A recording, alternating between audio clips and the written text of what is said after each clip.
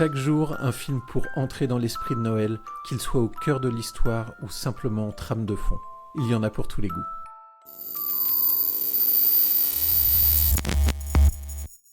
Aujourd'hui, on va vous présenter le film Joyeux Noël, drame historique français réalisé par Christian Carion et sorti en 2005. Vianney, le synopsis.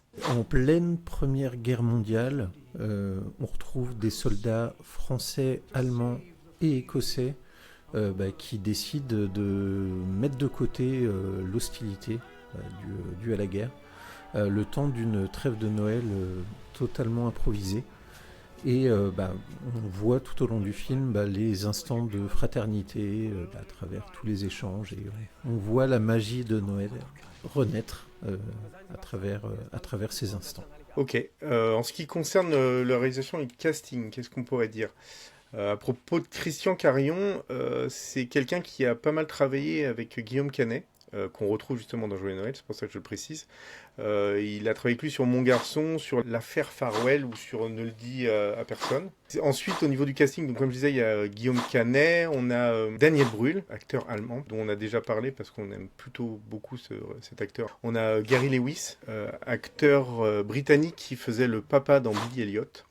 Il était assez marquant comme père dans le film Billy Elliot. On a Diane Kruger, actrice allemande aussi. Et pour les Français, en dehors de Guillaume Canet, on a un petit rôle, mais qui est un peu marquant, surtout si vous l'appréciez, on a Danny Boone. Effectivement. Alors le rapport avec Noël, il est plutôt clair. Hein. On se trouve en 1914, à l'approche de Noël. Et c'est ce qui... rien que le titre Joyeux Noël, je crois que s'il n'y a pas de rapport avec Noël, c'est qu'ils se sont foutus de notre gueule. Mais bon. Alors pourquoi regarder le film ? Et surtout dans quel état d'esprit ? Alors déjà, pourquoi regarder le film ? Certainement déjà pour l'histoire, puisque c'est tiré d'une histoire vraie et que c'est assez intéressant de connaître cette histoire-là. Et pour le côté magie de Noël qui accompagne un fait réel, parce que souvent on est sur de l'imaginaire et tout, donc là on est quand même sur quelque chose de réel. C'est tiré d'un fait réel, et est-ce qu'aujourd'hui, s'il y avait une guerre, est-ce qu'aujourd'hui, cette magie de Noël opérerait également ? C'est-à-dire, parce qu'on est quand même dans un fait plutôt extraordinaire, où des gens sont en train de se casser la gueule, ils sont dans des tranchées, ils bouffent du rat. C'est le truc, la Première Guerre mondiale, c'est le pire truc qui est arrivé. Ils réussissent quand même, le temps d'un moment, de, entre guillemets, fraterniser parce que c'est Noël. En fait, dans le film, ça nous montre plus ou moins, alors on peut appeler ça la magie de Noël ou pas, hein, mais voilà, on nous montre que la magie de Noël un peu permet à ces différentes personnes qui viennent de différents milieux de se comprendre parce qu'ils sont à peu près les mêmes en fait. Voilà. Ça montre que dans le conflit, dans une guerre, les gens qui se retrouvent face à face se ressemblent beaucoup. Et en fait, étant donné que là, ils ont le même amour pour la fête de Noël, ils ont ce même besoin en fait de fêter Noël, et en fait ça les amène à baisser les armes et à mieux se comprendre en fait. C'est là où on retrouve un peu ce thème de la magie de Noël, qui du coup là est beaucoup plus réaliste, mais ça amène à baisser les armes, ça les amène à dialoguer, même si d'ailleurs ils parlent pas obligatoirement bien la même langue, et ça les aide à partager plutôt qu'à se détruire.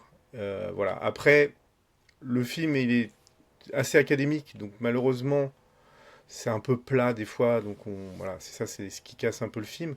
Et de ce que j'ai lu, ils ont un petit peu aussi simplifié ce qui se passe autour et surtout le déroulement final en fait pour chaque personnage. Où là globalement on reste sur quelque chose d'assez positif, alors que je crois que c'était beaucoup plus négatif dans la vraie vie. C'était beaucoup moins sympa le fait qu'ils aient fait ami avec l'ennemi. Voilà, mais en tout cas, on est sur la thématique du lien. Là, on est sur un lien amical. Et on est sur la thématique aussi du fait que ce moment de Noël arrête un peu le temps et permet à ces gens d'échanger et de mieux se comprendre, en fait. Effectivement, puis si vous aimez cette période, si vous êtes passionné par cette période, le film, il faut que vous le regardiez. Si vous n'avez pas peur, comme disait Greg, d'une réalisation académique qui pourrait faire penser... Alors moi, pour ma part, j'étais un peu sur des productions Arte Greg était un peu plus méchant. J'étais plus sur TF1. Ouais. C'est plus téléfilm TF1. Mais hormis ça, si vous passez ça, effectivement, le casting est intéressant. L'histoire est, du fait que ce soit tiré d'un fait réel, c'est super intéressant. Non, mais après, on va pas se mentir, c'est pas le film qu'on préfère pour Noël. Mais voilà, comme c'est un fait réel, à peu près, en tout cas c'est adapté sur un fait réel, c'est toujours intéressant à voir.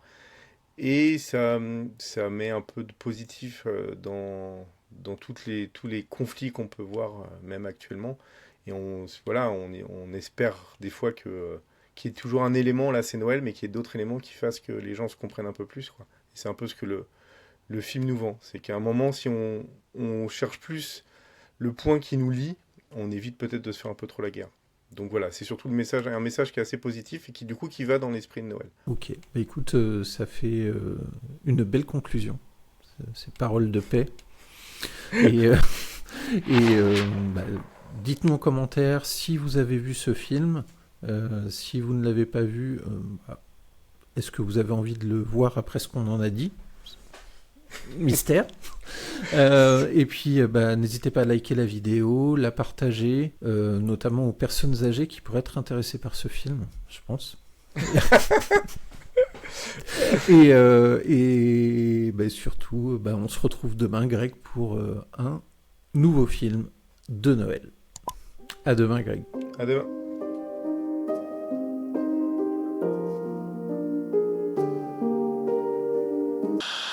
Abonne-toi à la chaîne pour ne pas manquer les prochaines vidéos.